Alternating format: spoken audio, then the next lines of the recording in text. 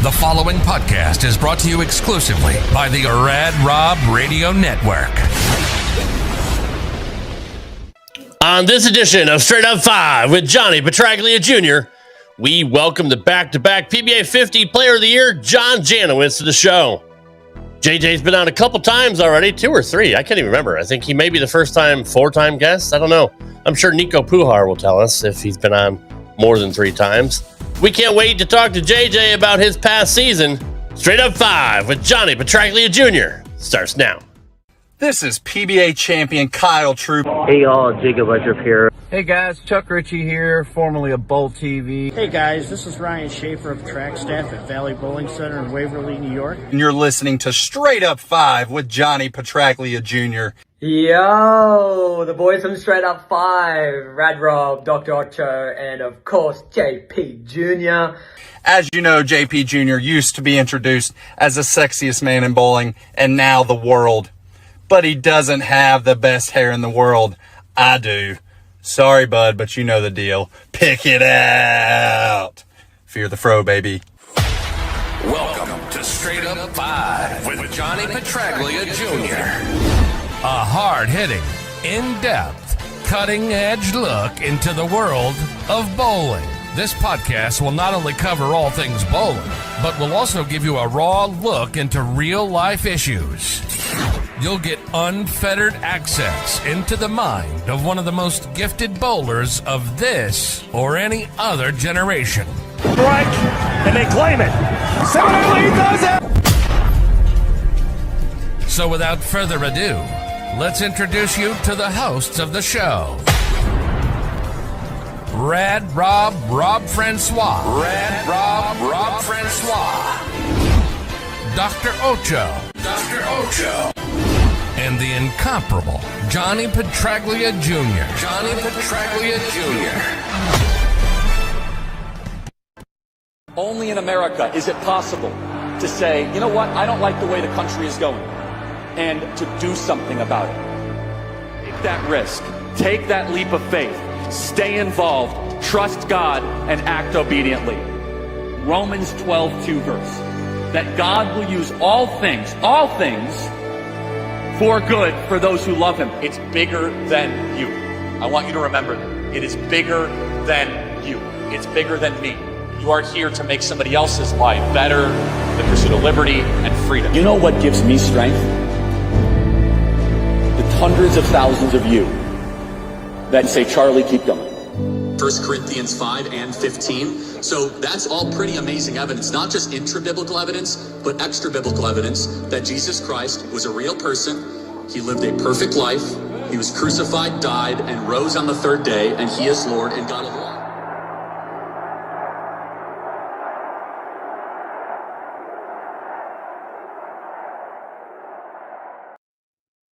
Hey guys, welcome back to Straight Up 5 with Johnny Petraglia Jr. I am your host, Rad Rob Francois.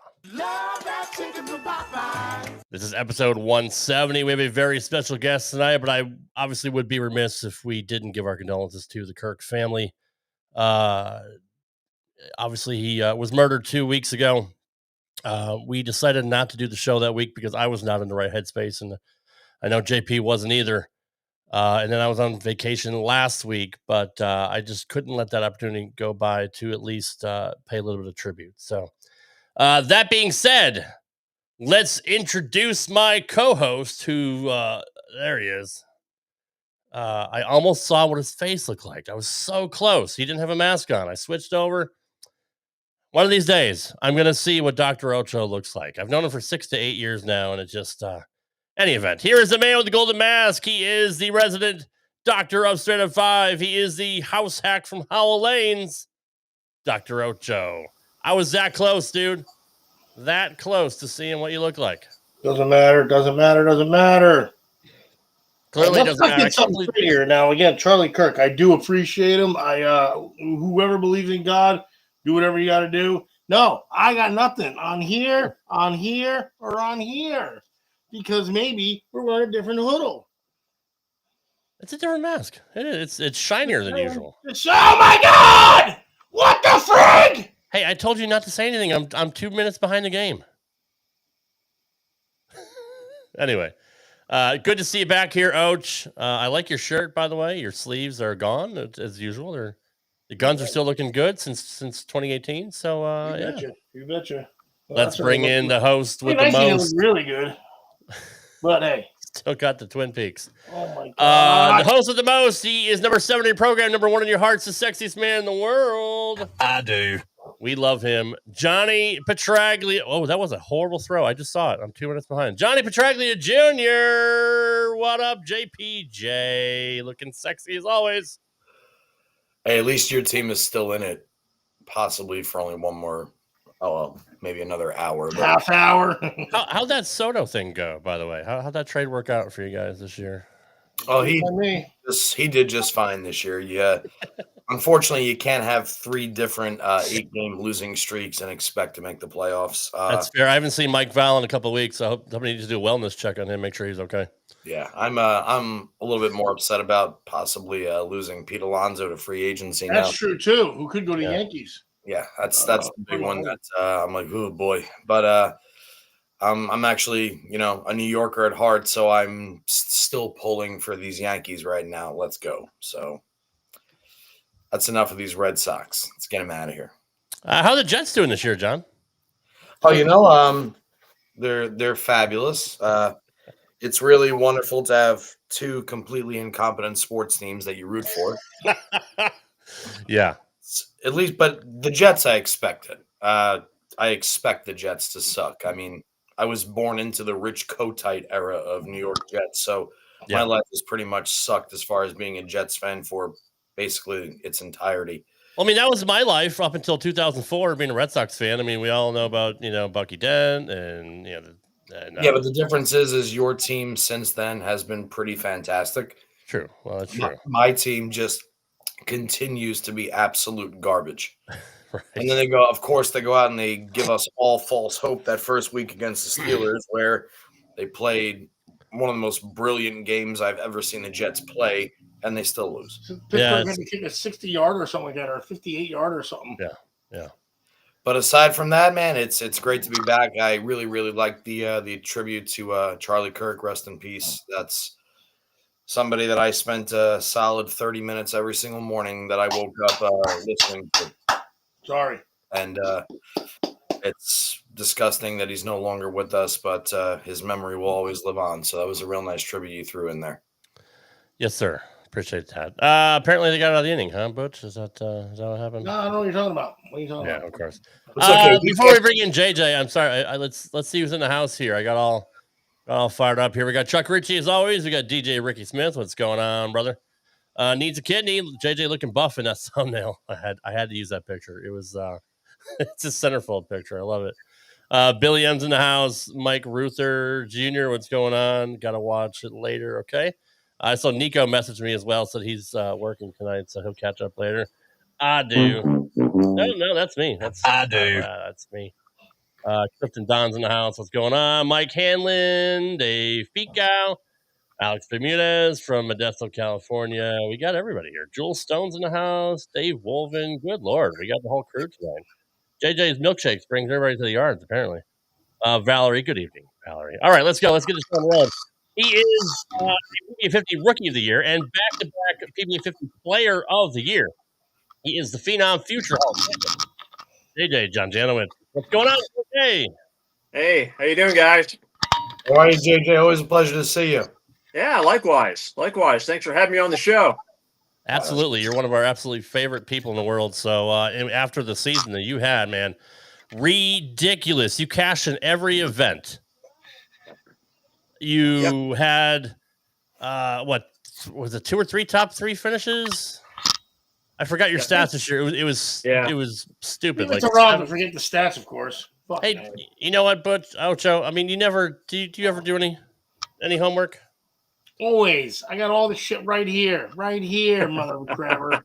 Anyways, I'm not gonna cuss tonight. That's You already swore. did I always forgot. Go Anyway, ahead. Go ahead. Let's flint Rob's. you had Rob's, you had a ridiculous year, JJ. Nobody can. Everybody we have on the show, I always ask, how can you stop JJ? How can you stop JJ? Troy doesn't know. Parker doesn't know. Nobody knows. Barnesy doesn't know. Jeez, Barnesy didn't know. Like, what are you doing, John, that nobody else is doing? I wish I could say I knew too, but I really don't. Like I said, you just keep trying to get better. You know, as much as I keep continuing to say this, but I mean, like, you know, you just keep trying to figure things out faster more than anything. I think, you know, at this level, I mean, you know, everyone can strike a lot once they get lined up, but you know, I've told a few people, you know, it's you try not to be stuck in 180 and 190 purgatory for very long, you know, or fortunately don't even, you know, if you're hopefully don't even get to that point if possible. So, you know, you just keep trying to be a little smarter with equipment, be better with lane play. And, you know, that was one of the things I was fortunate this year to do. I mean, I cashed in every event, which is something that I hadn't done the last couple of years, you know? So, I mean, there was a lot of real good positives from this year. I mean, missed more single pins than I did the last 2 years combined, but yeah, that's something I definitely got to work on. But yeah, like I said, it's just it was a pretty good year, pretty solid year all the way around. You know, like anything, there's still always some room for improvement, but no, I'm pretty happy with how everything turned out as a whole, though. JJ, kind of feeding off what Rob just said, if you really had to pinpoint one thing that makes you just a little bit different than everybody else, because you're out there with, this is not the senior tour from 1980. You're out there with the greats week in and week out. And to go out and have two absolutely amazing seasons as you have had back to back, the big thing that everybody always talks about, they'll always say, yes, well, JJ works for Kegel. JJ's brilliant. He knows lane patterns more than anybody. He can decipher this. He can do that, yada, yada, yada. That's all fine and dandy. There's a big difference between understanding and having knowledge when it comes to lane play, ball selection. But you have figured out a way to get your ball to go through the pins from zones on the lanes that the likes of Tom Hess, Brad Angelo, Chris Barnes, they can't get their ball to do the same thing. What if you really had to pinpoint it? Try and take us through your mentality when you're approaching a tournament. Are you dissecting pattern, topography? What's going through your brain from the start of a tournament? Let's go like all the way to say practice session, feeding into the tournament.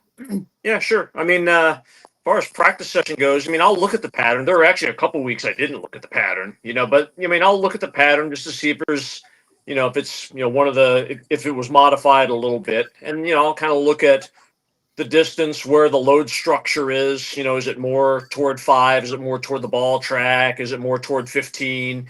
And, you know, see if the load structure kind of matches with the distance. If it does, then kind of where I want my ball, you know, toward the end of the oil pattern. And then I think once you kind of figure that out, you know, then you start throwing practice balls and you see, okay, does, you know, what you see on paper and what you know about the lane surface, does it match, you know, what you had envisioned in your mind to what you were going to see?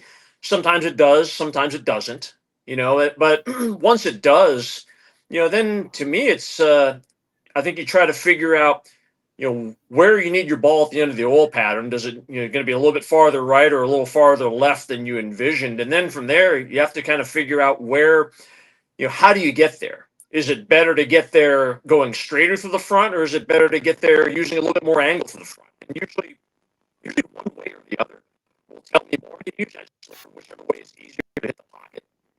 And I'll also try to get a good feel for front to back. You know, like how much is your ball slowing down more in the front part of the lane? Is it slowing more down in the back part of the lane? Is that pretty gradual, you know, front to back? Burn off energy, or is it lightly skidding and then kind of tail off, or does it feel like it kind of locks up a little bit in the front and then easy down the lane because, from there, once I kind of figure that out, that'll kind of give me an idea from a ball speed standpoint, which direction I need to go in. If it's back ends are really strong, the balls in the front really good, I'm probably going to need to use a little bit more ball speed. If the back ends are pretty tight, hooks a little bit more, probably going to need to use shinier balls and less ball speed.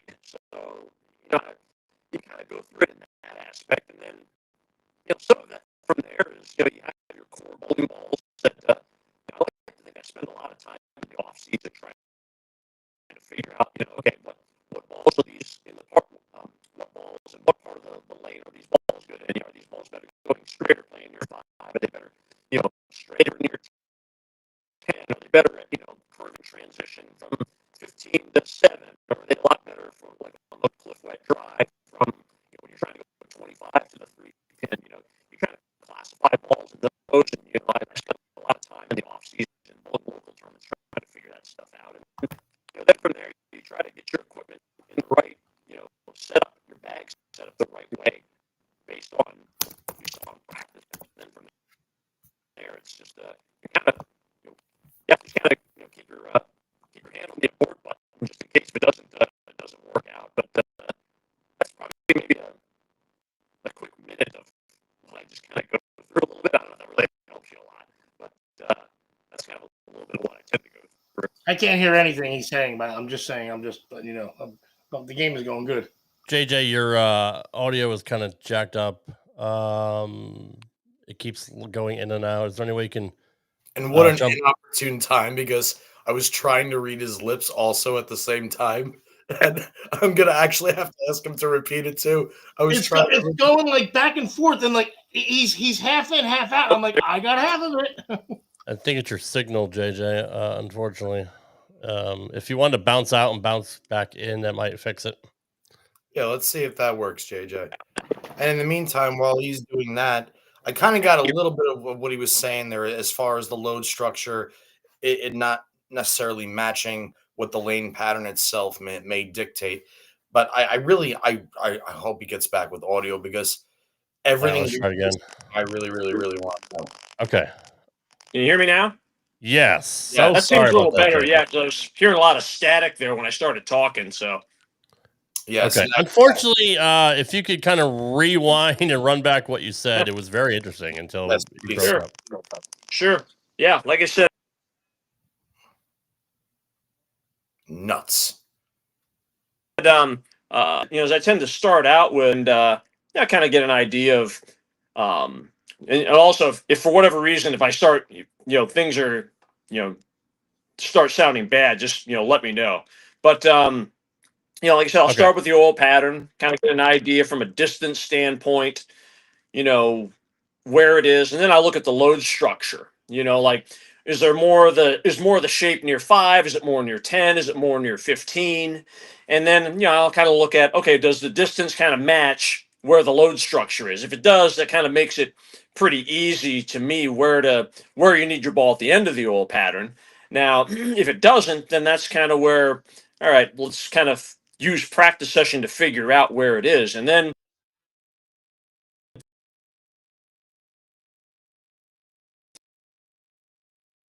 okay, well, and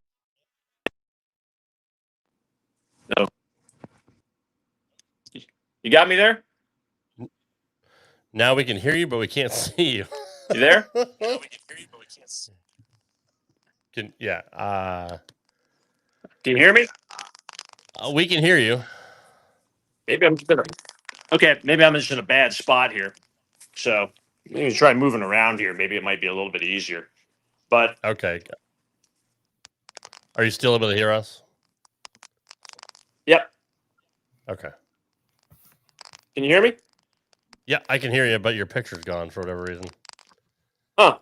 Wow. I don't understand that. So either. It's one of them days. I had the same problem last night. So okay. All right.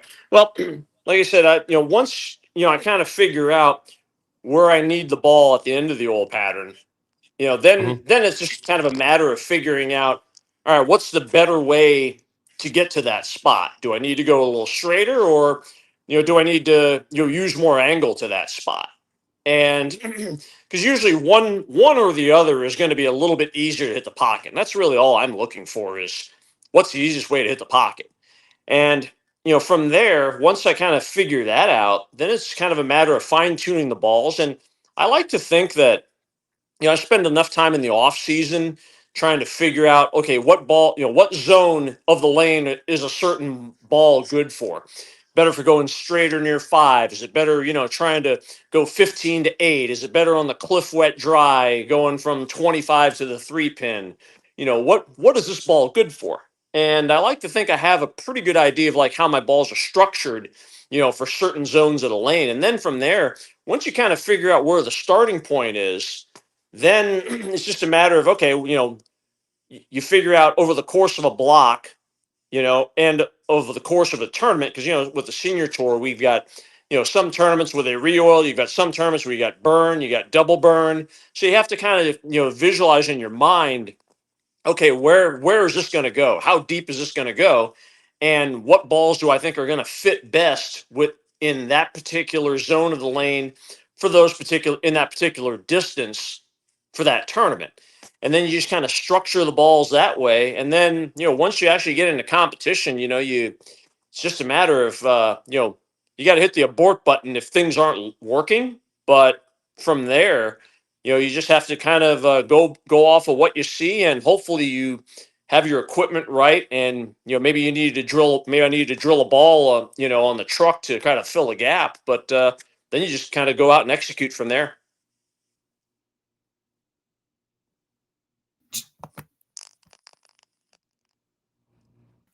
Just hearing you talk about it is it's still like, for somebody like me, it's still kind of surreal, because I always grew up with the mentality of, especially when you're bowling in competition, there's going to be some zone that most people are in based off of that pattern.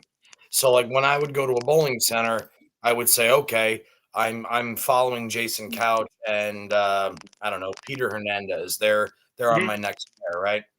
And Yep. I would typically go over and I would be like, okay, they're around 14, 15 or so with the arrows. They're getting into about 8, 9. They're using, asymmetric dull solids. And this is probably going to dictate the zone that I should be in, because I'm bowling 210 and they're bowling 230.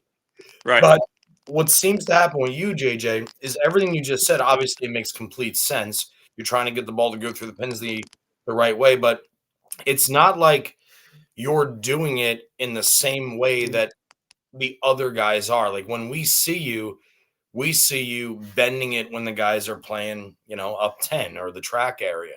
We see you going up the lane when most of the guys are hooking it. So what is so special about you is you can decipher things that the best players in the world aren't seeing. And even if they are seeing it, they're still not doing it. Like I can't even use EJ as an example, because he's you on the regular tour. But because EJ is at least in the same vicinity as other players typically when you see him bowl. When you're out on the lanes, I watch you and I go, JJ's got the nut. He's out averaging everybody by 10 pins a game this week. What is he doing that is so different than everybody else? And you could talk about the load, you could talk about the oil, you could talk about the topography. Does it ever jump into your brain that, you know what, maybe I'm not doing what the pattern says I should be doing? I'm not kind of following the pace of everybody else around me. It's almost like you're at the beat of your own drum, which is what makes you so special to me. And I think a lot of people, when it comes to trying to figure out what is the golden goose that is John Janawicz. Yeah. Well, thanks. But, you were talking about baseball earlier. I was, listening when I was, off camera. And one of the biggest things in baseball, they talk about is analytics, and I kind of like to look at this, patterns and bowling balls and the same thing kind of in that same way, in that, okay, if you know that you have this particular pattern at this distance and this lane surface, chances are you're probably going to need your ball to be at this part of the lane, and you're going to probably need to use more angle. And now is that always going to be the case? No, but you're playing the percentages more than anything else. It's like same thing with bowling balls. You know what I mean? Like, you take a ball that's got a 253 RG and a, and it's a, an 055 and is a strong, and is a strong ASIM at, 0.015 and it's got a pearl cover. Chances are, at least for me, it's going to probably be pretty good on longer patterns when they transition a little bit. Is that always true? No, but like I said, percentages in history tells me that's probably going to be the case. So I try to use like kind of some of that same kind of mentality of things I've seen in the past and understanding the numbers, understanding the patterns to try to kind of form my own analytics, I guess you could say, more than anything else. To go that, this might not work 100% of the time, but 80% it probably will. So I'm going to start there first. Or now they're starting to get cliff wet dry, what kind of balls do I need? Well, history shows me that it's not going to be, for my game, it's not going to be a pearl ball, and it's not going to be a strong ASIM on medium. It's going to be a symmetric. It's going to be a little bit higher RG, and the flare is going to need to be cut down quite a bit. So you start there, and then you kind of build off of, if it doesn't work, then you got to be willing to abort whenever it doesn't work. But I try to use that same kind of mentality a little bit, when it comes to lane play and choosing which bowling balls more than anything else, as when it comes to lining up and trying to keep up with transition. When it comes to urethane, speaking of bowling balls, yeah, are you a fan of it? I don't see you throw it very often, although I have seen you throw it. When is it in your brain, you know what, I need this motion through the pins this week? Like, I think for me, I mean, definitely where, if you need to start the ball to the right of 12 at the arrows, it's definitely going to probably, I'll consider it. Shorter patterns, probably about, in this day and age, I used it at the Players Championship on 45 feet, so kind of goes back to the whole, you have to kind of, think a little out of the box sometimes, but, kind of goes back to what I was saying before, when is this ball good? It's going to be better to the right of, to the right of 10. And like, that was one of the cases where it was, so, especially when we got into match play. So you have to kind of, be open to that. But, like I said, whenever I think the back part of the lane gets a little flat and wherever you might see a little bit of shape in the front part of the lane, whether that's shape due to structure in the oil pattern, whether that's shape due to topography, maybe an older surface where the front part of the lane is going to be depressed and you're going to have a little bit of a little bit of bounce kind of in the front panel, two panels of the lane, and or maybe both. So those are a couple situations where dealing with, like I said, an older surface and or shorter patterns and or where it looks like there's a distinct advantage to be able to go a little straighter to the right of 12. To me, that's where I tend to look at it more than anything. And then from there, it's just a matter of, if I have to manipulate it too much to make it work, then it's probably not the right ball. But then again, I think that holds true with not just urethanes, but with anything. Interesting. Thank you for answering that for me. Go ahead, we have a question from our audience, JJ, from Dave Wolven. He says, JJ, big fan. Clearly, the more you win, the more pressure there is to perform. How do you mentally prepare for competition? What do you do to calm your nerves and get into the right headspace? That is a good question. I can't really say I've really put any more pressure on myself as the years go on. Like I said, maybe I just think a little simple when it comes to that stuff. But I try to keep the exact same preparation week after week. And just kind of like it's what I talked about earlier. Like, okay, what is the lane surface? How old is it? And then what's the pattern that's being put on top of it? And then once you figure that out, okay, where do I need the ball down the lane? How am I going to need to throw it straighter or use more angle to that point? And then, you kind of have to figure out a little bit too. One of the other things too is, what's the scoring pace going to be like? And if it's going to be a little bit higher, I'm probably going to need to be focusing on switching balls a little faster and, not trying to grind it out as much. If the score's a little bit lower, then let's just find the easy way to hit the pocket and, make spares and try to keep it in play. But as far as mentally goes, I mean, probably one of the bigger things I've gotten better at over the years is that you have to have enough confidence in yourself to know that you're going to figure this out. It might take more time than you'd like, but you just have to know that I'm going to figure this out.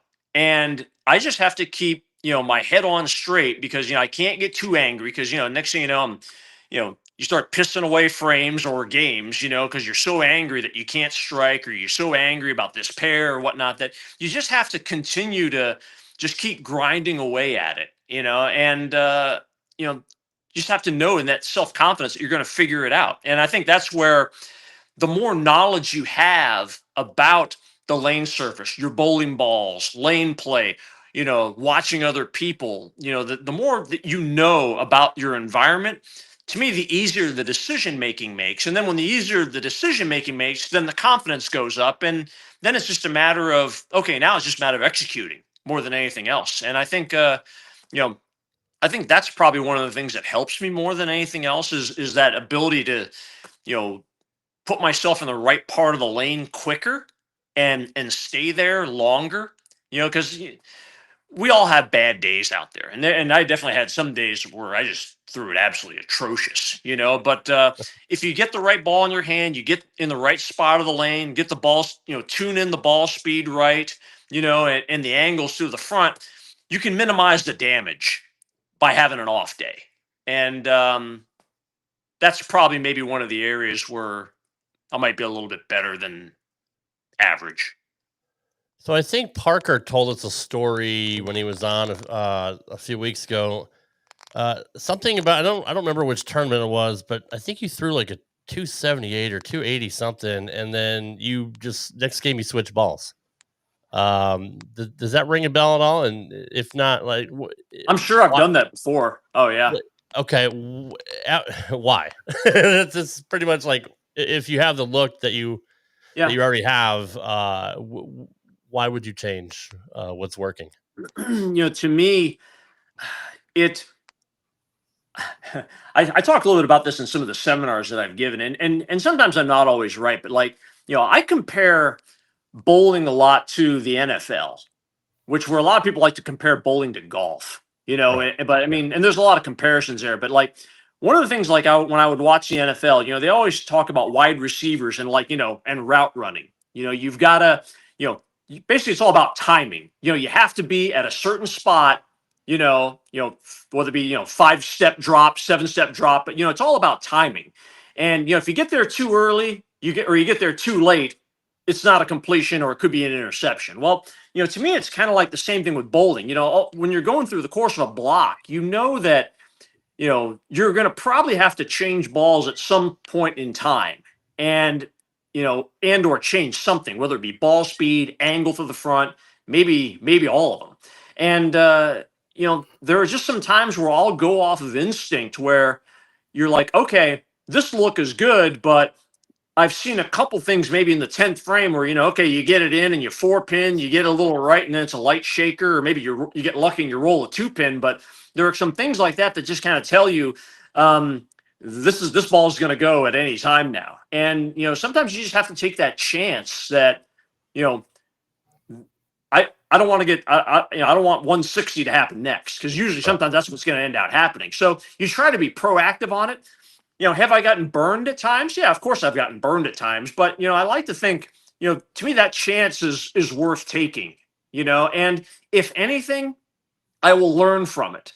So that way, when I get into that situation next time and I see that same kind of ball shape, front to back, side to side ball motion, I'll know at least next time, hey, don't do that. I might need to do, I'm not sure what to do next, but, it won't be switch balls. Maybe it'll just be get farther left and soften your ball speed a little bit more with the same ball. But no, I've definitely taken those chances more than a few times, though, out there.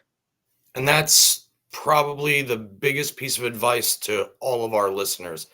we see Anthony Simonson do it all the time. He'll bowl 260 and he'll change balls in the middle of a 260. But like JJ just said, you miss 1,000% of the chances you don't take. And all you're really doing at that point, especially when you have the skill, is you're expanding the opportunities to continue bowling well. You're not worried so much about bowling the 150 necessarily right now. You're avoiding bowling 150 down the road. And I think that was probably one of the coolest things to hear you say, JJ, and especially in today's game when you have all these different bowling balls and all this technology just at your beck and call all the time. But you said something earlier that I wanted to touch on before we started talking about the big scores and the transitions and changing bowling balls. I'll get back there eventually. I didn't. Oh yeah, sure. We got time. Yeah, I didn't mean to cut you off there, but I actually had a personal question. You mentioned when it came to confidence in yourself, and you had mentioned scoring pace. So when you're at, do you know before the tournament starts, or have at least some kind of a guesstimate as to what you think the scoring pace is going to be? Like, are you getting up there in practice sessions saying, "Oh my God, score is going to be astronomical this week"? And if so, based off what factors contribute in your eyes is going to determine? How are you, Mike? Great to see you, brother. What factors are going to tell you, okay, you know what? I think it's going to take, the check number is going to take a 204 average this week as opposed to, say, a 218 average. I mean, one of the big things I look for is pin carry in a particular bowling center. Because, when you're dealing with some of the best in the world, they're going to hit the pocket. It's just a matter of whether they strike. And, so I look at how easy it is to, strike more than anything. And I look at the pin speed off the kick. One of the things that, I'll look at pretty close is, pin carry. And then you kind of combine that with, how easy is it to hit the pocket? Because if it's pretty easy to hit the pocket and the pin carry is pretty good, well, then you're going to have a pretty good idea in your mind, all right, scores are going to be a little high. Now it's just a matter of, all right, I'm just gonna have to keep up with transition. And in that case, to me, bowling balls become a lot more important because now you need the, probably a fresher cover to get the ball through the pins. If you're not hitting the pocket, or if you're not striking, you probably need to find a ball that's, going to strike, because if they're a little easy, the whole field's going to be hitting the pocket pretty regularly, and somebody's going to fall into it, just fall into good pin carry by accident. So, it's up to me to figure out how I'm going to be able to keep up, but same thing too, with certain patterns after a while, you look at the history, you look at some of the ratios, from side to side. It kind of, for me, they kind of give me an idea of about kind of what to expect. And then, once you combine that with the lane surface that's being put on and then the pin carry, that can kind of give me a little bit of an idea going into practice session of what to expect. And then it's just a matter of actually, bowling practice session and seeing if I was right or not. Justin DiBianco wants to know, as someone who's designed lane patterns, what's something most pros still overlook about how oil patterns break down during competition? I think good questions. Thanks, Chad. Justin, good question, bro. Things that pros overlook, probably. I think sometimes the volume can tell you a little bit in relation to how long it is. 32 mils isn't really a whole lot of oil in this day and age, especially on a, one of our formats where you've got double burn.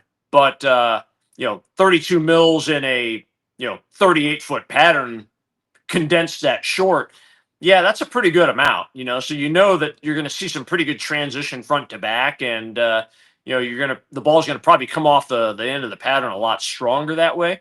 I think sometimes also some of the pros don't always look at the load structure of where is the shape in relation to the distance more than anything. I think that's probably one of the, seeing if the load structure, and what I'm talking about is is more of the shape between 8 and 12? Is it more between 5 and 8?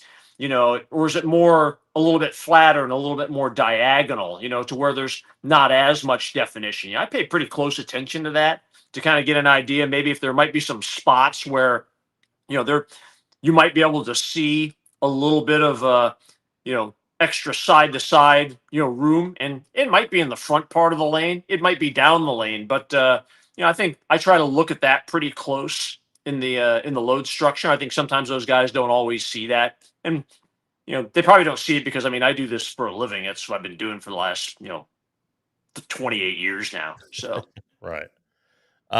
Jim Rogers wants to know, how do you and Jess pick your restaurants? Your restaurant selection is almost as good as your lane play. That's some weeks it's definitely a lot better. A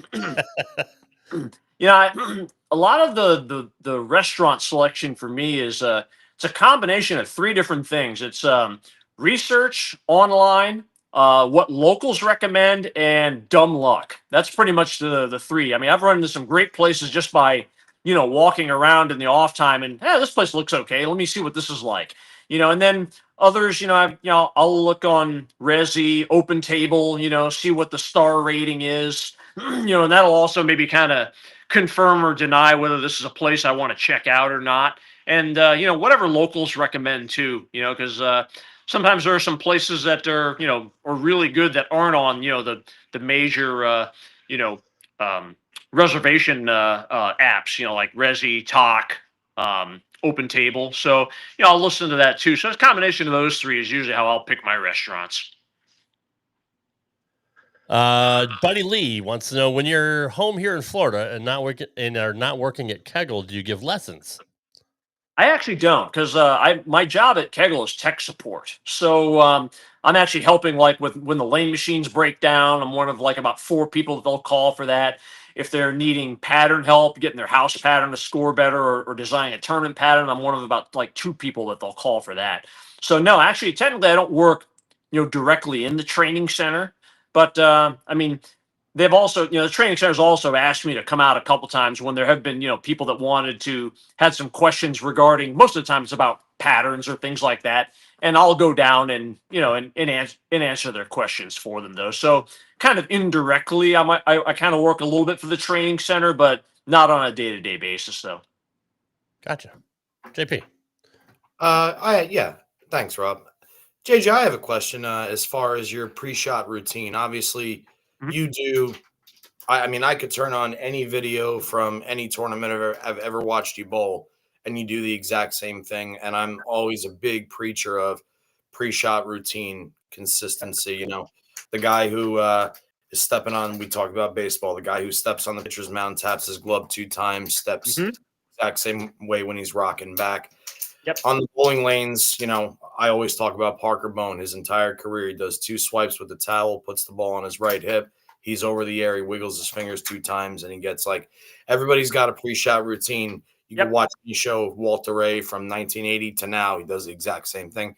Your pre-shot routine is a little different simply because you're actually taking the element where they say, distribute the weight in both hands. Don't be too locked in on one side.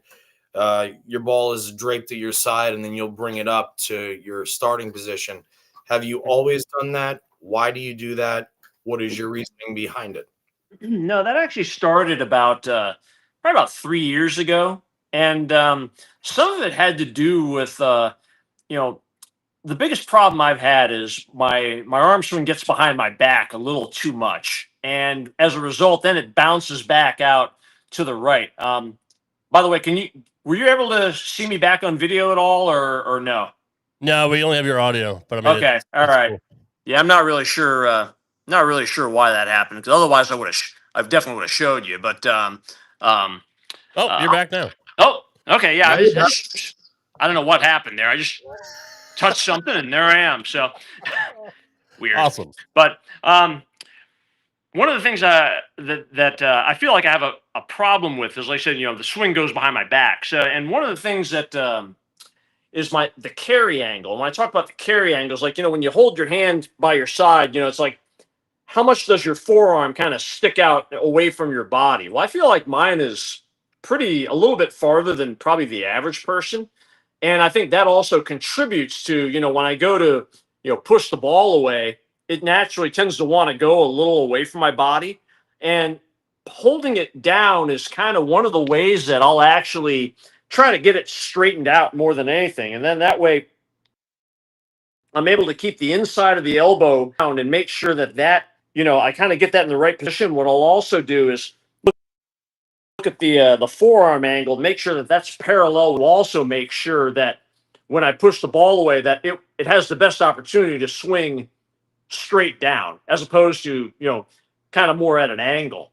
And like I said, that's kind of something I did 3 years ago, and kind of more in practice, just to try to get that feel right. And it just kind of stuck with me more than anything. And the reason why I do that too is I like to preset where I want my hand at the bottom of the swing. So, that kind of, I can already kind of feel it. And then when I preset it and you've got all the weight of the ball hanging by your side, well, now you're really opening your hand up, in spots to where you're going to ensure that you're going to clear.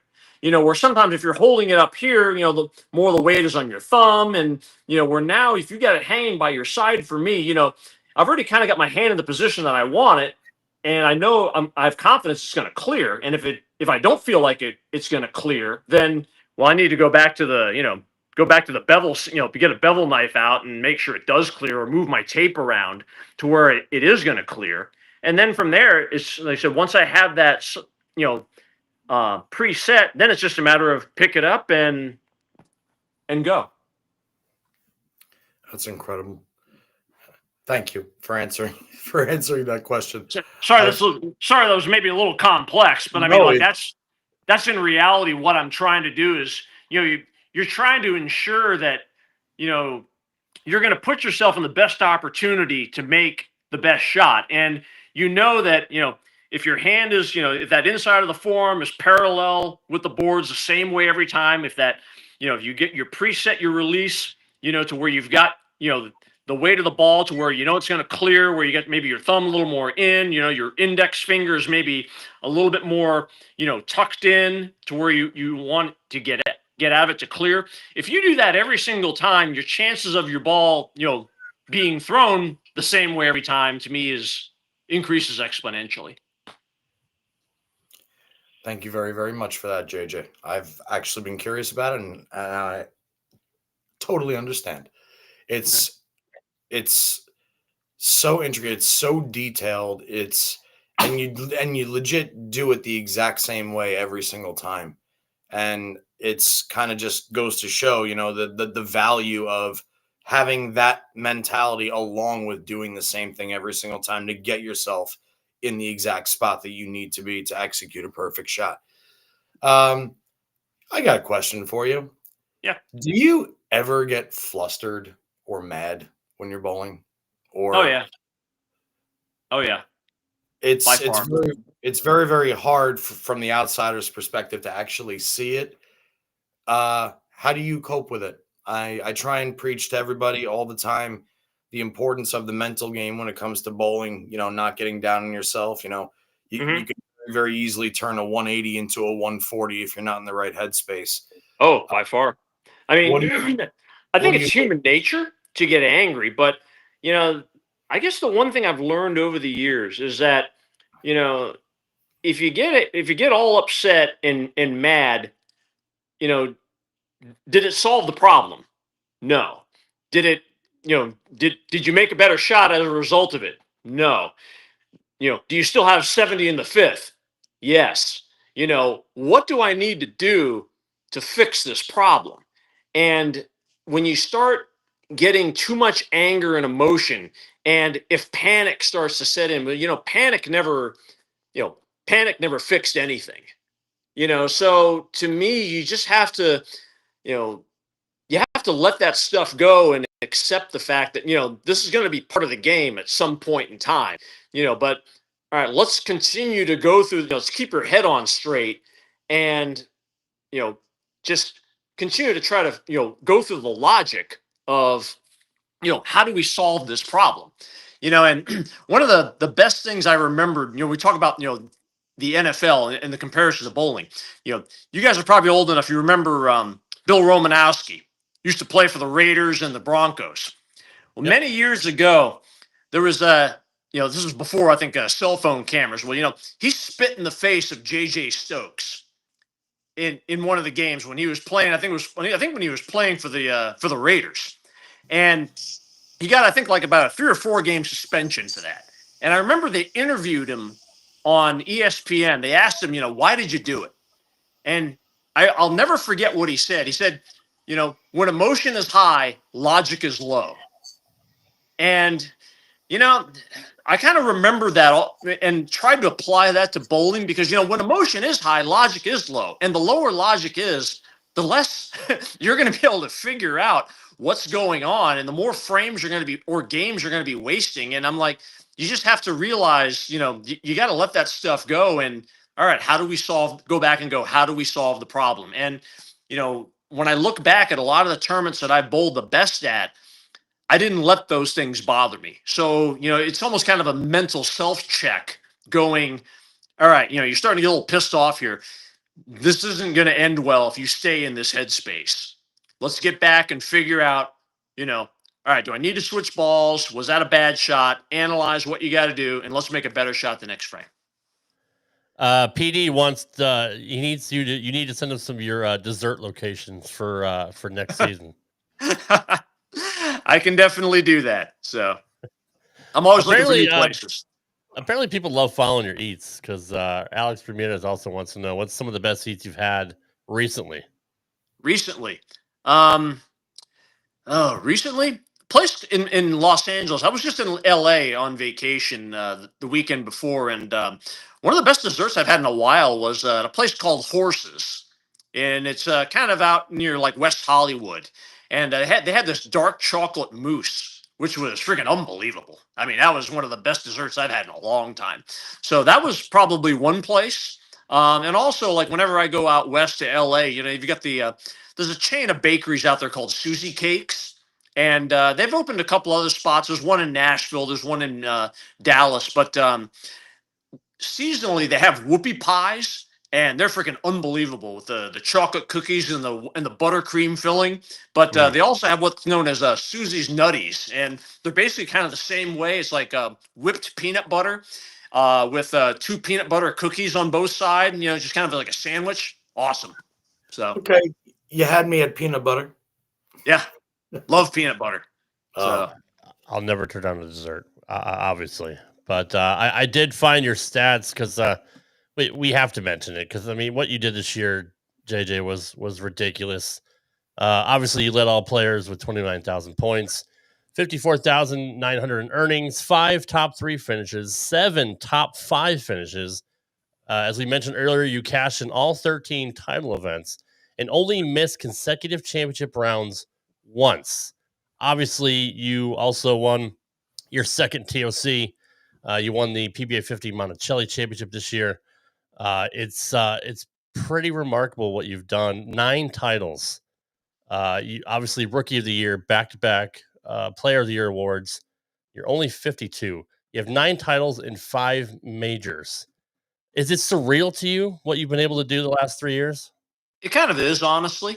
I mean, I've said this before. You have to have the confidence that you can do things like that. Now, whether you do or not that's a whole other conversation, But you have to know when you're going against guys like Parker, Hess, Barnes, Brad Angelo. I mean, you have to know that you can compete with them, and you have to know that you can win deep down inside. But if the results say otherwise, well, then okay, that just means all right. I've got some things I got to work on.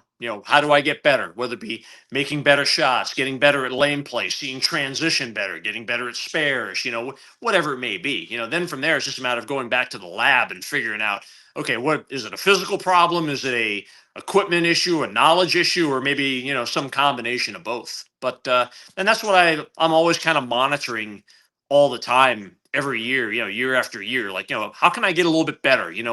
What can I clean up, and where can I get a little bit smarter? Because the one thing, especially on this tour, is I mean, we're all fighting father time. So I mean, we all kind of know regression is going to happen to some degree. So I guess that's why I'm probably a little bit more on top, try to be a little bit more on top of that than more so than others, maybe, and I try to be very conscientious about that because, father time is still batting 1,000. And so I'm trying to do as much as I can to try to, stay ahead of the game. JJ, when you made the decision to go out on the senior tour, did you, or do you still, did you go out with any set expectations in your mind? Or did you just say, you know what, I want to go out and do this and let's see how it goes and apply everything you've been talking about throughout the course of this show and past shows you've been on with us?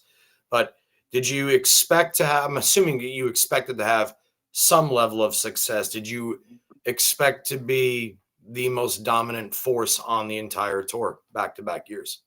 No, I didn't have that expectation. I mean, I felt like I wasn't going to lose money out there, but how much, success you're going to have. I mean, since I never bowled tour before, and these guys have been bowling for a living their whole life. I mean, you have to kind of realize, okay, there's going to be a learning curve out here to some degree, whether it's, the trend or, just being on the road all the time, whatever it may be.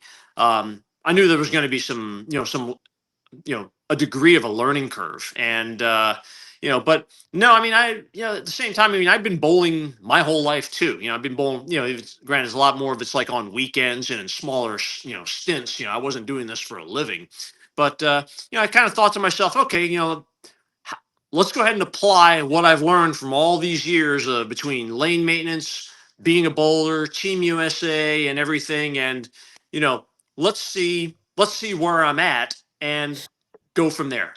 And fortunately, got off to a really good start. Won my first tournament, the Senior Masters, and then just kind of built from there. Okay, what else can I get better at? And I think like I said, short of not winning 5 titles this year. I mean, I think I made almost as many shows, if I remember right. I think you said I made 7 shows. I think I made 8. I think last year, but we also had 3 more tournaments last year than we did this year. So, I mean, kind of on the same pace. So, I mean, I like to think I have been improving, for each year, like I said, and just, the caching part, has gotten better. So just trying to hope to continue to build on that. And, I think the biggest thing I'm going to be working on is trying to get my body in better shape.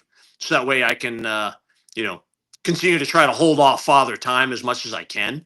But that's definitely what I'm going to be doing a lot more in the off season because I've definitely felt like there were a few times where I got a little bit more tired, and that's one of the things I'm going to work on before as long as I can bowl next year.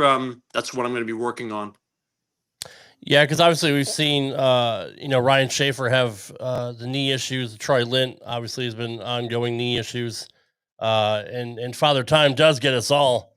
And congrats to the Yankees, by the way, Ocho. You're welcome. That's a freebie. How are you doing physically, John?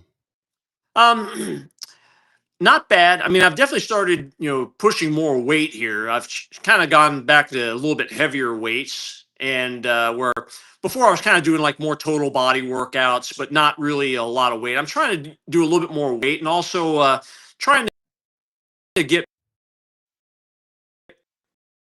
had a little bit of in the last year and a half, me too much when I bowl, but I actually had an MRI done about a month ago on it, and fortunately there was no damage, but there was some fluid in my hip area there. So I've actually been to physical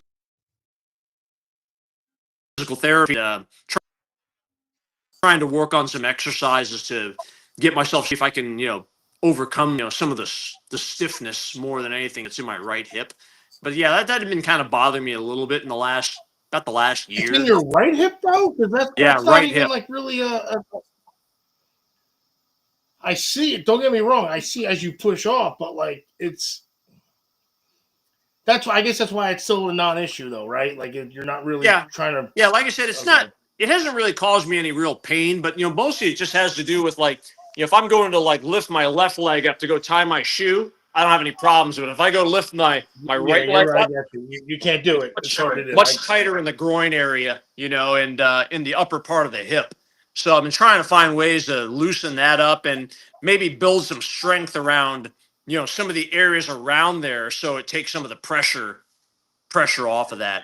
It's funny you say that because I've done so much stuff for my left hip that my right hip is starting to fall. But then my right hip, I started to do more stuff than my left hip is starting to fall. So I totally understand the hip issue. Any tips for that, Ouch?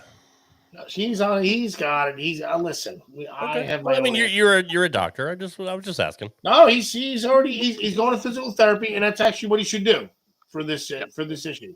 Yep. And like I said, and so far it's been kind of helping a little bit slowly, but if anything, I figure, if I can get it stronger and if anything, prevent it from getting worse, that's really the goal here more than anything else, just to, be proactive so I can at least maintain this level. Because like I said, it really doesn't bother me when I bowl or like walking around. But, there were a couple times last year near the end of the season where it did get a little sore, so I was like, I got to be better at this, and fortunately, when it gets sore is the problem too. That's the issue. That's when you really have the issue, because then you're starting to do your things a little entail from what you normally do. So, yep. And by far, we're definitely, from a bowling standpoint, we're bowling every day, and so it's unlike at home where okay, I'll practice on Wednesday and take a couple days off, bowl this weekend, then take another couple days off. Where fortunately, I've been bowling, max games for a lot of these events, at least bowling to the last day. So just a lot more strain on the body. So does traveling, kind of hurt that as well? Driving around all the time, or does that not play a factor? The driving actually is fine. Like sitting is okay, but like I said, it's mostly just when I have to start lifting that right leg and get it closer to my upper body. That's where it starts to get kind of tight. It's almost like, where they said that had some fluid. It's almost like that's where the fluid kind of starts putting pressure. And, that's really where it bothers me more than anything else. But otherwise, I mean, like in everyday life and whatnot, it's really not really much of an issue at all, though. Well, that's good. I mean, you always have kept, yourself in great shape anyway. So you've been ahead of the curve of that. We've seen a lot of that with the younger guys on the national tour. We've seen Kyle Troop decide he wanted to get in better shape, and he's in phenomenal shape now. And Butters said the same thing. And you're looking at a lot of the bowlers now are realizing how important, their health is, because bowlers are athletes. And it's funny because Heather Sterner, I had her on a different show, and that's her big thing. I mean, she's huge into nutrition and training, and she gets people custom workouts and all that, because bowlers really are athletes. Oh yeah, and she's actually one of the ones that helped me with my workouts over the last 5-10 years as well too. That's awesome. Good. She's phenomenal. She's absolutely phenomenal. She'll help anybody. She's very, very knowledgeable when it comes to that. But so what are your expectations going forward? I mean, it's kind of who knows what's going to happen, but say that you get the hip thing worked out, it doesn't bother you, next year, and you're in great health. Do you have any reason to expect not to have the same results? I mean, or you just kind of play it week to week? Yeah, I mean, I guess I'm one of those people that I try not to look too far ahead, into the future, because with life, you just never know, especially as we're getting older, from a health standpoint, you never know what's really going to happen, but assuming that, I can still bowl the tour, and, come, April or May, whenever we, start back up, that I'm healthy, I like to think I've got a pretty good chance to try to make a three-peat out of this. But, like anything, things change, as equipment, new equipment starts coming out, sometimes it's good for you and sometimes it's not, so, you have to, to me, that's kind of something I constantly, kind of fight all the time, is like, do I just continue using some of the older balls, or, do I try to find ways to make these newer balls work? Because, sometimes there are guys that can make some balls work way better than I can, and they make them look really good.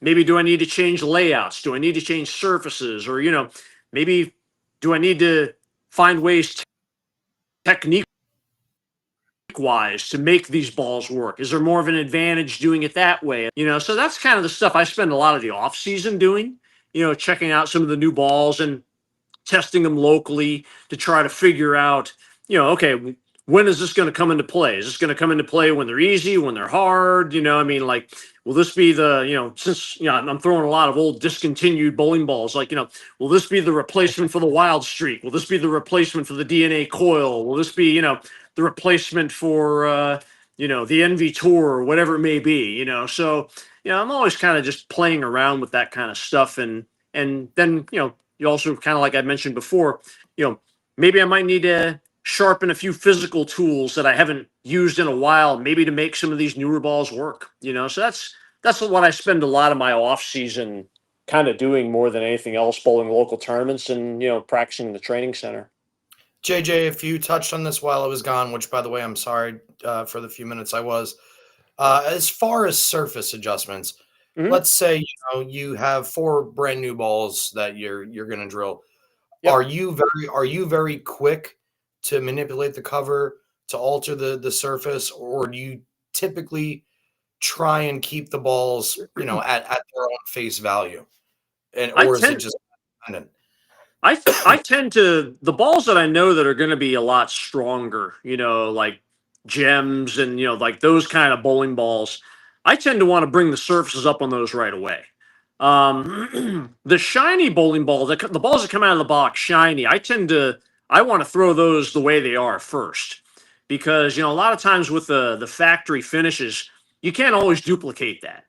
And if a ball is good right out of the box, I want to try to, try to get as many 250 games out of that ball as I possibly can before it starts to change, but the bigger, stronger balls, especially the ones that come out of the box at, maybe like 1,000 grit or 2,000, where I kind of know that because my ball reads the front a lot as it is, I'm not going to throw this ball effectively, probably in box finish in most cases. I'll bring those surfaces up. And also, when I can bring those surfaces up and get them all the same, like just say at 4,000, it makes it a lot easier for me to figure out, okay, well, if the surfaces are all the same, and since I only use basically a couple main layouts, if the surfaces are the same and the layouts are the same, well, now I pretty much know the differences between the balls. Okay, this one is 3 more or 4 more on medium. I'll know that this one is definitely a stronger motion down the lane, even though I can keep my feet in about the same spot. And when I know that, then it just makes it a lot easier when I get to a tour stop and, okay, this absolute power, for example, is, not quite right. Maybe I just need to tweak the drilling a little bit. Or, okay, now I just need something that's maybe a couple boards stronger down the lane. Oh, yeah, I remember from, testing it that, it's going to be this Equinox or, whatnot. So, that's why I try to eliminate some of those variables as much as I can when it comes to the surface and the drillings, just that way I can have a really good idea of the differences between, the footprint of the cover and, how strong is the engine more than anything. It's so funny that you say that, because I'm sitting here saying to myself, I don't, unless I'm bowling tournaments, I'm talking specifically for league now. When I drill bowling balls, then I'm just going out to bowling your basic, house shot, something standard, simple, easy to get to the hole. It's funny. I'll drill a ball. It usually happens 2 or 3 times a year where I'll drill it and I'll try and throw it at box 5, 6, 10 games sometimes. And I'll turn around and go, this is the biggest POS I've ever had in my life. Actual case in point, the most recent one is the Brunswick Combat. Okay. I tried to love that ball so desperately. And then I see Parker throwing it. And I go up to him like, were you really throwing that Combat? Please tell me you don't like that ball. Please tell me. He goes, JP, to be honest with you, I smacked it with 1,000 and it worked very, very, very well at the TSC. Yep. So I'm like, okay, let me try now, because I'm ready to turn this into a boat anchor, especially now in my new job. Let's go. and I smacked it with 1,000, and all of a sudden it still had the length, and now the ball is predictable. And I did the same thing with the old DV8 Endless Nightmare about a decade ago. I hated out of box, and it's weird. The balls that I don't like out of box, the second I touch them, they become some of my favorites ever. And then there's other bowling balls where, okay, I like the Pulse. I've been throwing the Pulse a lot. Out of box, even for me, it was just a little too chuggy. It was a little too heavy rolling. I took it up a little bit, took it up a little bit more. Then I did something I haven't done in years. I put polish on top of the 4,000. And like smack, and it got better and better and better and better. It happens to me once in a while, obviously not to the degree because I'm not out there doing it full time the way that you or any professional is for that matter. But I found it.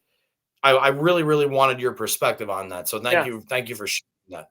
Yeah, yeah. Because I mean, like like when I'm trying to figure out bowling balls, I mean, like like say for example, I got 2 bowling balls. I got an Ion Max with a 45 by 5 by 45, and then and that's at 1,000 grit, and then I've got a gem that's 70 by 4.5 by 20, and that's got polish in it. Well, the gem is cleaner and a little bit longer. Is it cleaner and longer because of the drilling? Is it cleaner and longer because of the surface? Is it cleaner and longer because of the the DNA of the cover? Well, if they're all different, I mean, how do you really know?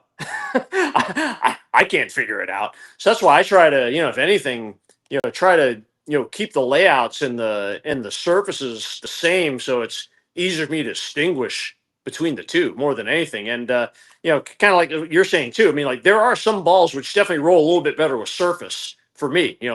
Virtual Energy Blackout was one of those balls. I mean, like with the factory polish, it was terrible, but you hit it with like 2,000 and use it on long, and it's all of a sudden it's an amazing bowling ball.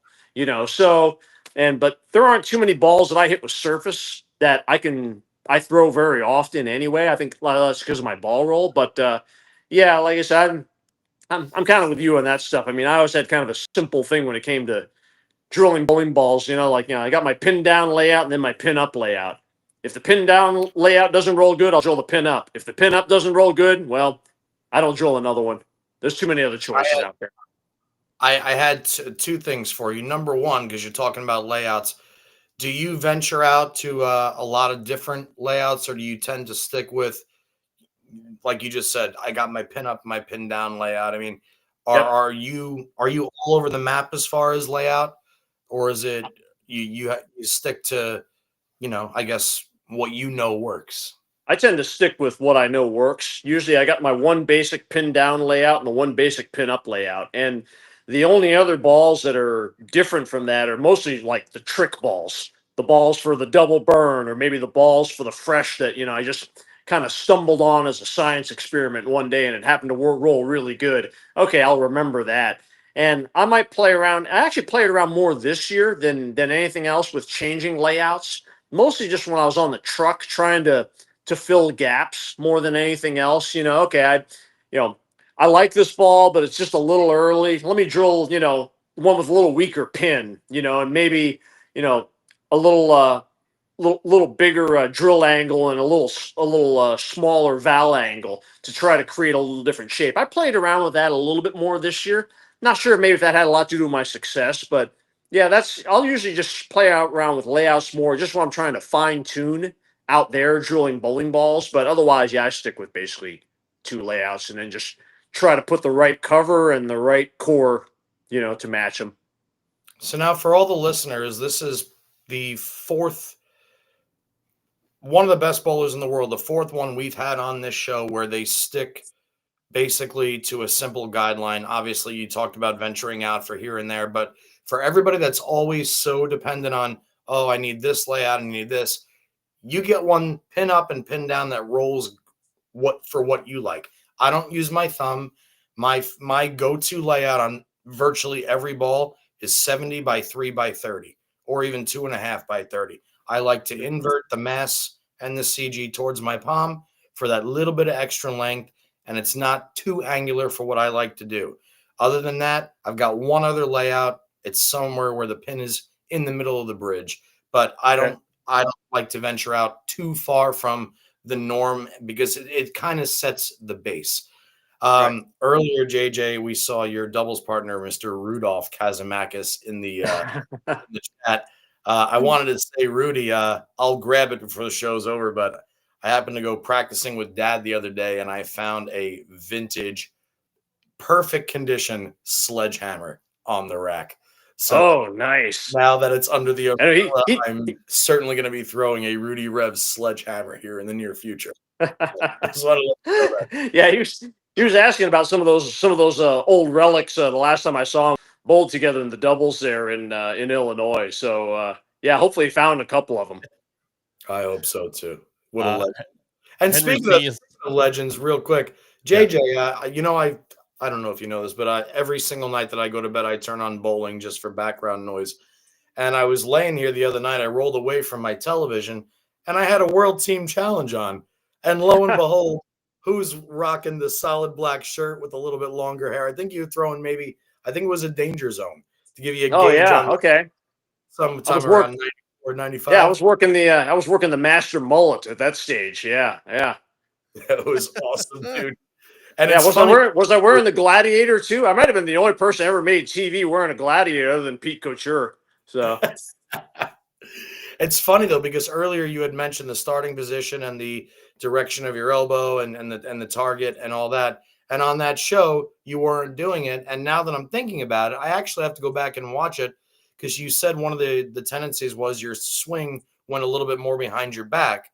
Yep. And now that I think about it, it's so minuscule. I mean, you still threw it awesome, but now that I'm thinking about it and I'm relating it to what you do now, I'm like, holy shit. Like that's to me, that's what separates the best from the good players is the ability to be able to manipulate something so minuscule. And it's just a product. It's a product of why you are the way that you are. So I wanted to point that out too. I think it's awesome. Yeah. Well, thanks. Sorry, I mean, just at that level, at the level that we compete at, I mean, it really does come down to just the small things that really make the difference, because I mean, whatever can get you, another 20 or 30 pins a block, whatever can, get you another one more hit every other game. I mean, in these longer formats, that's hundreds of pins, and, to me, that's where those details matter, and any little advantage that you can get and be a little bit smarter, get lined up quicker, see transition faster, I mean, in any window that you can get, watching other people, to try to figure out what's going to come next, and who's bowling well, whatever you can learn to see it quicker. I mean, against guys like, like Angelo and Hess and Parker, I mean, any advantage you can get, I mean, that's to me, I need that. I have to have it because those guys they're truly great. Final question here from our chat, JJ. Henry Thief wants to know what is a physical tool that you mentioned using them earlier that you experiment with? Your art side, grip pressure position. How do you use your pinky finger or ring finger? What is the little minute details that you try to experiment with? Yeah, I mean, I tend to I tuck my pinky finger, but if I'm trying to get more up the back of the ball, I'll untuck it because it allows me to be able to get the ball to roll into a different part of my hand where it makes it easier for me to get up the back of the ball. So if I feel like I need to trap it and make it go more forward, I'll untuck the pinky and then from there, grip pressure is another one. Not putting your fingers in halfway as opposed to putting it all the way to the first joint. You'll get the ball to float through the front a little bit easier. That way. Whether I put my thumb in first or my fingers in first will change just slightly ball shape, and sometimes that's all you need to to carry, or at least maybe get one hit in the ninth frame, and buy yourself a little bit more time before okay, I need a definite technique change or a ball change. Wow, that is actually detailed. That the little minute things that a lot of people don't think of. I always tuck my ring finger naturally just because it just felt weird to keep it straight out. I never knew that it actually helped you get, a different look or different shape or rolling the ball. That's just something I always did. But, even like you said, putting your thumb in first, it'll change your entire grip. That's not something I ever thought of. I always put my fingers in first and then my thumb just naturally. You know what? But knowing those little things, it's what John? That's not. I feel the same way. I mean, like, Yeah. when I used to watch Dave Houston put his thumb in first, it confused the shit out of me. And then Right. lo and behold, then you got Tommy Jones, who not only puts his thumb in first, but his fingers are dead east before he turns them to the fingers. I mean, Yeah.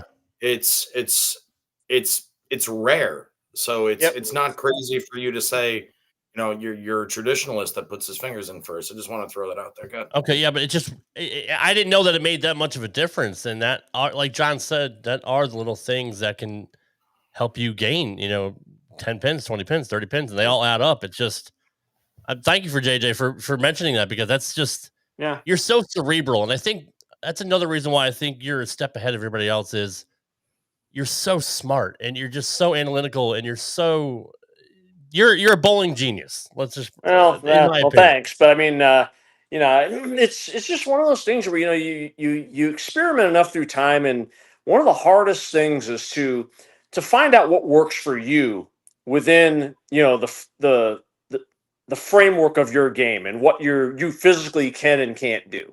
And, that just takes years to figure that stuff out, what you're good at more than anything else, the pecking order of, do I throw it hard? Do I change grip pressure? Do I spin it more? Do I loft it more?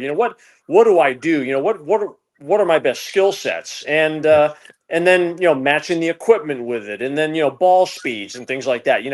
How far can I go? And then, it's just trying a matter of putting all that stuff together. And, that takes a while. And especially, when you're bowling against some of the best in the world, and, you're kind of deciding between, a ball change, or, maybe I need to find some way to strike, whether I need to, put my thumb in first or something like that. I mean, that's just decision making that, it just takes years to kind of figure out, what the best plan of action is in that particular moment. And, there's still a lot of guesswork involved, but, I do know that, sometimes, switching balls at times, when they're hard, switching balls can put you into a completely different zone of the lane that you don't want your ball reading in, and so sometimes, especially when scoring pace is low, you just need to manipulate your hand a little bit more and grip pressure a little bit more, just to kind of keep that ball in the slot. And things like that are really especially like important for me, like when we're bowling the US Open, because that's,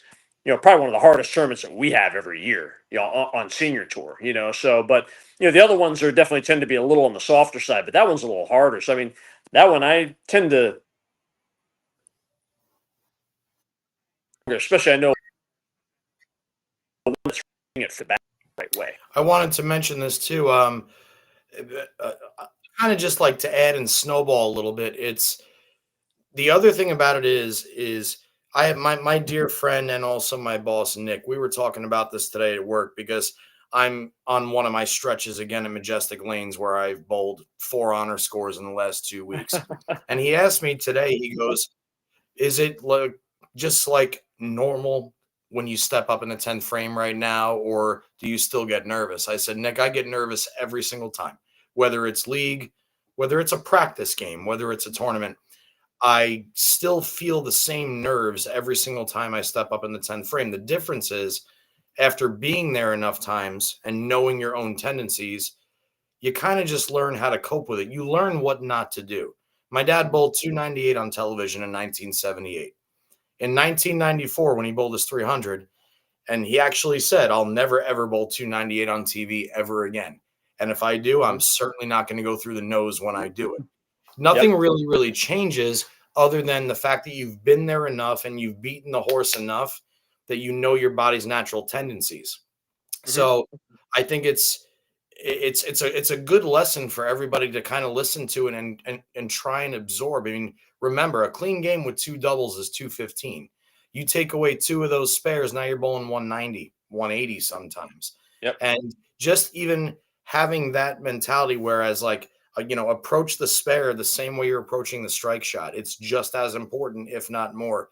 Or when you're in the 10th frame and you know your natural tendency is, oh my God, I'm in a pressure situation, I'm going to yank it, I'm going to thumb it down. it's always going to be there. But if you're aware of it and you know how to deal with it and fix it, it always makes, getting better easier, I guess, so to speak. And like you said earlier, with more emotion, there's less logic. So if you can be logical in that moment and understand what's happening around you, Rudyard Kipling, the poem If you can keep your head about you, when all about you, they're all losing theirs. It's one of the elixirs, and you have it, JJ. You have it on a level that I've personally never seen before.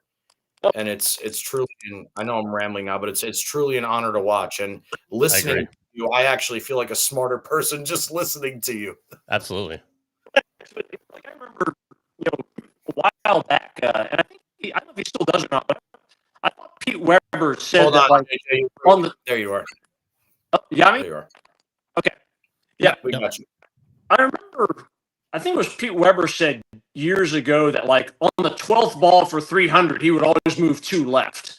And I think that was like that kind of goes to like what you talked about is a tendency that he knows. And, at this level, I think that's where the pre-shot routine comes into play. Because, I mean, I think everybody gets nervous to some degree, when it comes to you need to throw that strike or a double in the 10th to, to win the tournament. But, at this level, it's really just about emotion management. Some are better at it than others. And, pre-shot routine comes into play, breathing properly comes into play. I remember, and that's, same thing, just getting water, in your body. A lot of bad shots and breathing, it just comes from, your body's just struggling for oxygen, a lot of times, and that's where some bad shots come in. So, you just try to put yourself in the best position to, make the best shot. And, you don't always do it, but, if you, listen to your body, the breathing part, the pre-shot routine. If you do all those, and like for me, the whole thing with the setting up properly, making sure your hands in the right position, and not, if you do all that, chances are you're going to put yourself in the best position to make the best shot. And that's, at this level, that's all you can ask for. Absolutely. Final question for me, JJ.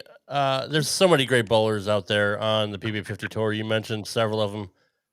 Is there anybody that is on the cusp? Let's say Tom Doherty, first year. Is there anybody that you are kind of worried about on tour? Anybody that maybe has your number? Who are you looking at when you go out there on the lanes? Tom Hess is tough every single year. He's when he's got his little thing going, man, he's really hard to beat. I don't really say I worry about anybody out there. Doherty's obviously a hell of a bowler, and I think like anything else, next year he'll probably learn a few things, just like I did after my first year. It wouldn't surprise me. It didn't surprise me that he won the senior masters, and he bowled well overall. I know he probably was expecting a better year by his standards, but it's not going to surprise me if he bowls really good next year. But I just know maybe it's just because of recent memory or whatnot, but it seemed like Hess beat me up a lot more this year than, the last couple of years. Seemed to be in the wrong place at the wrong time from him. I know I watched him have the front 11 at me twice, in a couple different situations, but, like I said, no, I can't really say there's anybody I worry about out there. Kind of goes back to that, sometimes the worst enemy is the one between your own ears. So I probably just try to monitor that more than anything else. I was going to say most of them are probably worried about you at this point, right? And it's funny because Parker and I always joke about that, because Parker always said he never looks at anybody either, but he always said there were people who he had the number of and people who had his number, and he always used Jason Couch and Mike Albee. He said, every time I bowl Albee on television, he kicks the shit out of me. But every time I bowl Jason, I kick the shit out of him. Yeah, Hess was pretty good against me, especially this year. I'm still 0-2 versus Dave Vodka in the best 2 out of 3 match play. He beat me up twice. So yeah, I'm probably going to go to therapy about that one. Probably in the off season as well too. But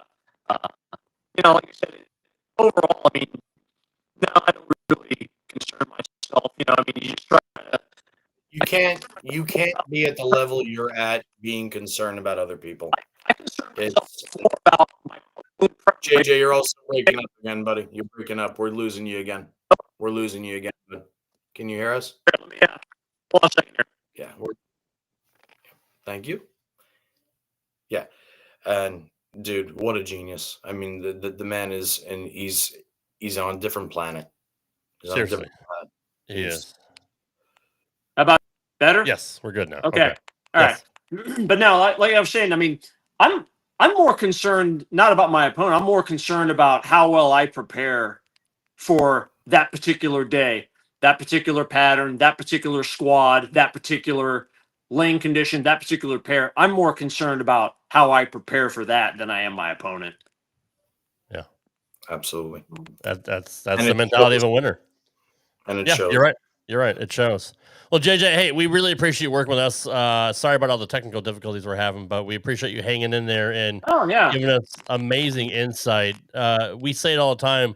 We learn something new every time on this show, and this is your third or fourth time on, and we're still learning more about the game and about you. And we can't thank you enough for like I said, thanks for having me on the show, man. I really appreciate you guys, man. And like I said, I really enjoy your show. And let me know if if you need me on again at some point in time. Hey, go win another Player of the Year. We'll have you on every week. Yeah, congrats, man. Seriously. That's the goal. So we'll see. Hell yeah, brother. All right, JJ. Congrats on all your success, brother. And we greatly appreciate you. And I'll definitely keep in touch with you. Okay. Yeah. Thanks a lot, guys. Really appreciate it. Thanks, JJ. Talk soon. All right. Have a great night, man. Thank you. All right. Bye. See you later.